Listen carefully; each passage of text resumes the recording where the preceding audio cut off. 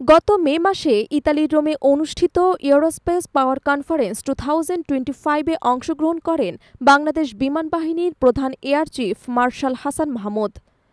সফরে অংশ হিসেবে তিনি ইতালির প্রতিরক্ষা প্রযুক্তি প্রতিষ্ঠান লিওনার্দো এর আমন্ত্রণে ইউরোফাইটার টাইফুন যুদ্ধবিমান প্রদর্শন করেন। উল্লেখযোগ্য বিষয় হল, বাংলাদেশ বিমান বাহিনীর বৈমানিকরা ওই সময় সফলভাবে ইউরোফাইটার টাইফুন যুদ্ধবিমান উড্ডয়ন করেন। ফলে আবারও আলোচনায় আসে বিমান বাহিনীর বহরে আধুনিক মাল্টিরোল যুদ্ধবিমান যুক্ত করার বহুল আলোচিত সেই পরিকল্পনা। অনেকেই হয়তো জানেন না, 2020 সালের জানুয়ারিতে ইতালির সরকার সরাসরি তৎকালীন প্রধানমন্ত্রী শেখ হাসিনা এবং প্রতিরক্ষামন্ত্রীর কাছে একটি সরকারি প্রস্তাবপত্র পাঠিয়েছিল। এতে ইউরোপের 4 দেশের যৌথ উদ্যোগে নির্মিত ইউরোফাইটার টাইফুন যুদ্ধবিমান বাংলাদেশকে বিক্রির প্রস্তাব দেওয়া হয়। যুক্তরাজ্য, জার্মানি, স্পেন এবং ইতালির যৌথভাবে উন্নয়ন করা এই বিমান বিশ্বে অন্যতম শক্তিশালী মাল্টিরোল যুদ্ধবিমান হিসেবে পরিচিত।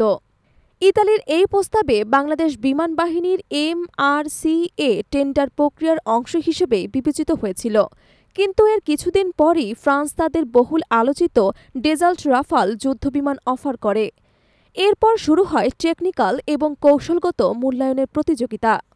তৎকালীন বিমান বাহিনীর প্রধান air chief marshal Abu Siddique তার আমলে ইউরোফাইটার টাইফুন যুদ্ধবিমান মূল্যায়ন শুরু করেন। এমনকি এক এয়ার শোতে বাংলাদেশি পাইলটদের ইউরোফাইটার ককপিটে দেখা যায়, যা উৎসাহী মহলে আশার সঞ্চার করেছিল। কিন্তু অজানা কিছু শর্ত বা চাহিদা পূরণে অক্ষম হওয়ায় বাংলাদেশ ইউরোফাইটার গ্রহণ করেনি। পরবর্তী বিমান বাহিনীর প্রধান air chief marshal Masuduzzaman Serniabat দায়িত্ব নেয়ার পর ফ্রান্সের সঙ্গে ডেজাল্ট রাফাল কেনার বিষয়ে চুক্তি চূড়ান্ত পর্যায়ে পৌঁছায়। বাংলাদেশ এয়ার শো 2022-তে আনুষ্ঠানিক চুক্তি স্বাক্ষরের কথা থাকলেও শেষ মুহূর্তে তাও হয়নি। এয়ার চিফ মার্শাল শেরনিয়াবাদ তার দায়িত্বকালীন সময়ে একাধিক বক্তব্যে বারবার উল্লেখ করেন, বাংলাদেশের আকাশ প্রতিরক্ষা দুর্বল হয়ে পড়েছে। আমরা এখনও যুদ্ধ বিমান বাহিনী একটি দুর্বল অবস্থানে রয়েছি, এমন কথাও তিনি বলেন।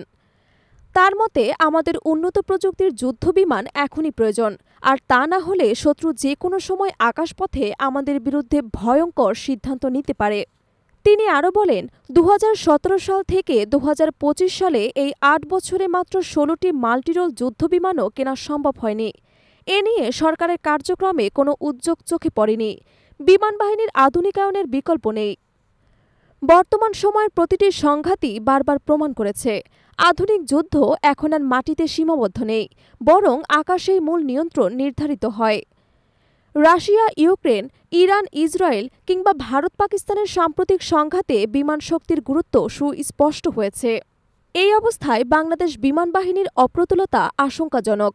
যেখানে প্রতিবেশী দেশগুলো দ্রুততম গতিতে তাদের বিমান বাহিনীকে আধুনিক করে তুলেছে, সেখানে বাংলাদেশ এখনও মাল্টিরোল যুদ্ধবিমান ছাড়া আন্তর্জাতিক প্রতিযোগিতায় পিছিয়ে আছে। বিশেষজ্ঞদের মতে, এখনই সিদ্ধান্ত না নিলে ভবিষ্যতের যে কোনো আঞ্চলিক এবং বৈশ্বিক সংকটে বাংলাদেশ মারাত্মক নিরাপত্তা হুমকির মুখে পড়তে পারে। কারণ আধুনিক যুদ্ধবিমান ছাড়া আকাশ প্রতিরক্ষা শুধুমাত্র রাডার আর ট্রেনিং জেট দিয়ে সম্ভব নয়। সাবেক বিমান বাহিনী প্রধানের শেষ কথাতেই ফুটে উঠেছে উদ্বেগ, আমাদের এখন ইনভেন্টরির হিসাব দিয়ে যুদ্ধ করার সময় নয়, এখন যুদ্ধ হয় প্রযুক্তির ওপর। আমরা সেই যুগে পড়ে আছি যেখানে ঘুম ভাঙেনি। আল্লাহ আমাদের জাতীয় নিরাপত্তার ব্যাপারে উপলব্ধি করার তৌফিক দান করুক।